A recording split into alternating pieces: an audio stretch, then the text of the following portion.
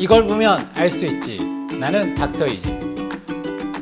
안녕하세요. 연세휴치과 정재용 원장입니다. 오늘은 제가 이제 말씀드릴 게 사실 이제 제가 환자를 이제 보고 이러다 보면 입냄새가 나시는 분들이 좀 계셔요. 그래서 이제 정말 구강위생이 정말 안 좋고 그다음에 입안에 염증도 심하고 그러면 사실 입냄새가 심한 경우도 있거든요. 그러니까 이제 뭐 저야 뭐 치과 의사니까 그걸 숙명으로 받아들이고 조금 괴로운 경우도 있지만 이제 하게 되는데 지난번에 이제 그 진료를 하는데 환자분이 이제 체어에 누우셔서 입을 딱 벌리셨는데 이제 좀 냄새가 좀 많이 나는 거예요.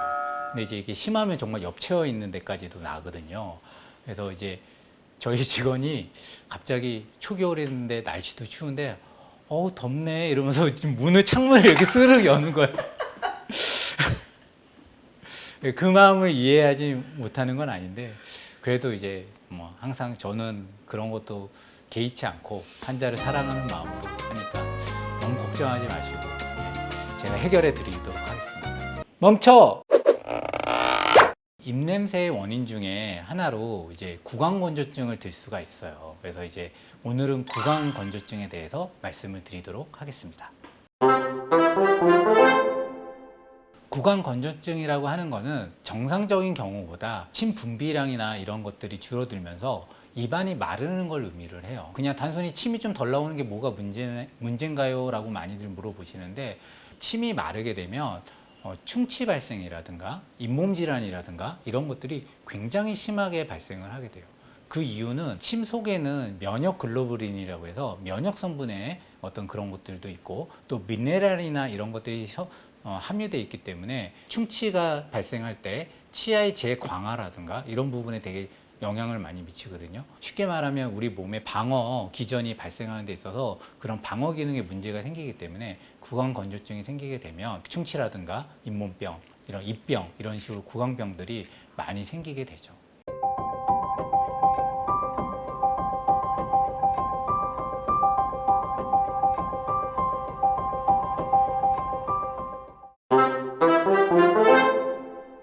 구강 건조증의 원인은 기본적으로는 침샘 기능의 저하로 인해서 생긴다고 보시면 돼요. 근데 이제 기능 저하가 왜 생기는지를 봐야 되는데 전신 질환하고 좀 연관을 볼 수가 있어요. 그래서 특히 이제 당뇨 있으신 분들 침 분비량이 줄어들게 되거든요. 갈증을 많이 호소하시고 이러는데 그런 것들도 영향이 미치게 되고요. 그 다음에 이제 우리가 암으로 인해서 치료를 받으시는 경우 항암제를 복용하게 되시기도 하고 그 다음에 방사선 치료 같은 거를 받게 되시거든요. 그럼 우리가 두경부 쪽에 이제 방사선 치료를 받게 되면 침샘들이 그런 방사선이나 이런 것들로 인해서 많이 위축이 돼요. 그렇게 되면 그런 기능들이 많이 떨어지기 때문에 침 분비나 이런 것들이 많이 줄어들게 되고 그런 것들로 인해서 구강 건조증이 발생하기도 하죠. 또 노화가 되면서 이제 이런 그런 침샘의 기능들이 또 떨어지게 되죠. 정상적으로 이제 보통 하루에 1.5리터 정도 분비된다고 하거든요. 예. 근데 이제 그런 부분들이 이제 아무래도 나이가 들면서 줄어들게 되면 입안이 마른다거나 뭐 그로 인해서 입안에 자결감도 생기게 되고 수분 섭취를 충분히 해주세요. 입안이 좀 건조하지 않게끔 조금씩 물을 많이 드시라고 이제 많이 말씀을 드리죠. 정상 범위를 넘어서 많이 떨어진 경우에는 침샘 관련 전문 진료도 좀 받으셔야 되는 경우도 있고요. 필요하다면 이제 인공 타액을 사용하시는 경우도 있고요. 정말 침 분비량이 많이 적어져 있다고 한다면 침 분비 촉진제라고 하는 또 약물도 있거든요. 그런 걸 사용하실 수도 있고요. 침샘이 약해지는 건 어떻게 개선할 수 있어요? 단순 노화에 의해서 되는 거는 우리가 막을 수 있는 방법은 없고요. 다만 이제 약물이나 전신질환으로 인해서 침샘이 이게 기능이 약화되는 경우가 많기 때문에 그런 것들을 체크해 보시는 게 중요해요. 알러지나 이런 것 때문에 항히스타민제나 이런 것들을 드시는 경우가 많이 있거든요. 그런 약물도 침샘의 분비를 조금 줄이는 경우가 많이 있고요. 두 번째는 또 이제 항우울제나 이런 신경정신과 약물도 침 분비를 조금 억제하는 효과가 있거든요. 이제 그런 것들로 인해서 구강 건조증이 발생할 수 있기 때문에 쉽게 말하면 이제 그런 약물의 부작용이라고 볼 수 있겠죠. 그래서 이제 담당 선생님하고 약 복용에 대해서 좀 조정을 한다든가 이런 것들을 좀 논의를 해보시는 게 필요하고 그 다음에 이제 뭐 중년 여성분들 이제 구강 건조증과 함께 안구 건조증이나 이런 게 같이 나타나는 경우에는 쇼그렌 증후군이라고 해서 그런 여러 다른 전신 질환으로 해서 발생되는 경우도 있어요. 그래서 그런 경우에는 또 이제 한번 전문적인 그 검사를 받아보시는 게 꼭 필요하거든요. 그렇기 때문에 사실 구강 건조증의 어떤 증상을 다른 전신 질환을 의심해 볼 수 있는 어떤 증상으로 보시고 그런 전문 치료들을 꼭 받아보시는 게 필요할 수 있습니다. 구강 건조증이 있으신 분들은 이제 구강 점막이 많이 마르기 때문에 입병도 잘 생기시고요. 그다음에 이제 입술이나 이런 데도 잘 트시고 혀나 이런 데들이 이제 갈라지고 그러면서 이제 혀에 백태 같은 것도 좀 더 많이 생기게 되고 이렇게 됩니다. 그리고 또 구강 건조증이 있게 되면 오히려 그 구강 내에 있는 세균에 안 좋은 세균들의 번식을 더 유발하게 돼요. 오히려 이제 침이나 이런 것들이 충분히 좀 분비가 되고 해야지 구강 내 세균의 어떤 그런 정상적인 환경이 유지가 되는데 그런 밸런스가 깨지게 되면서 충치가 발생하는 경우도 잇몸 질환도 훨씬 더 심하게 진행이 되고요. 곰팡이 간염이나 이런 것들도 생기게 되죠. 캔디디아 이제 증이라고 해서 이제 보통 혀 안쪽에 이런데 이제 그런 곰팡이 간염이 보통 발생하게 되거든요.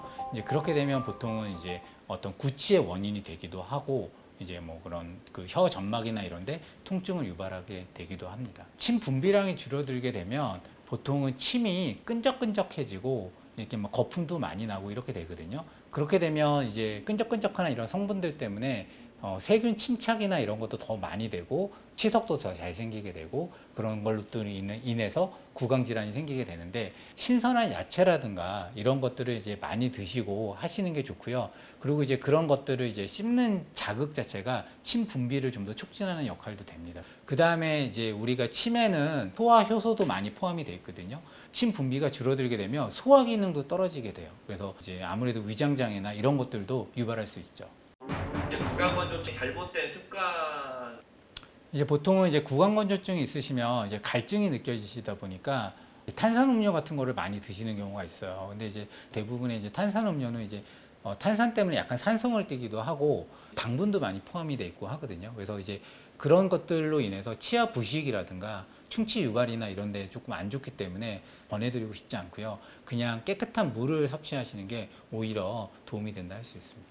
그 다음에 또 이제 입안이 마르니까 이제 구강세정제를 쓰시는 경우가 많이 있어요. 물론 이제 가글을 하시게 되면 이제 그 구강 내 세균을 줄여주고 여러 가지 구강 위생에 도움이 되는 이제 긍정적인 측면이 있는데 너무 자주 하시는 거는 저는 좀 피하시라고 말씀을 드려요. 왜 그러냐면 이제 구강 세정제에는 대부분 이제 약간 알코올 성분도 들어있고 하기 때문에 오히려 구강 점막을 이제 증발하고 하면서 수분 증발이나 이런 걸 더 유발하기 때문에 더 건조하게 만드는 측면도 있거든요. 그 다음에 이제 구강 자결감이라든가 이런 이상 감각도 유발하기 때문에 뭐 보통은 이제 하루에 한두 번 정도 이제 아침 저녁으로만 하신다거나 이런 식으로 하시는 걸 보통은 권해드립니다. 아쉽지? 아쉬울까봐 준비했습니다. 구강 건조증과 이제 많이 연관되는 게 이제 입냄새를 보통 얘기를 하는데 내가 입냄새가 나는지 모르는 경우도 많고요. 또 반대로 입냄새가 안 나는데 내가 입냄새가 나지 않을까?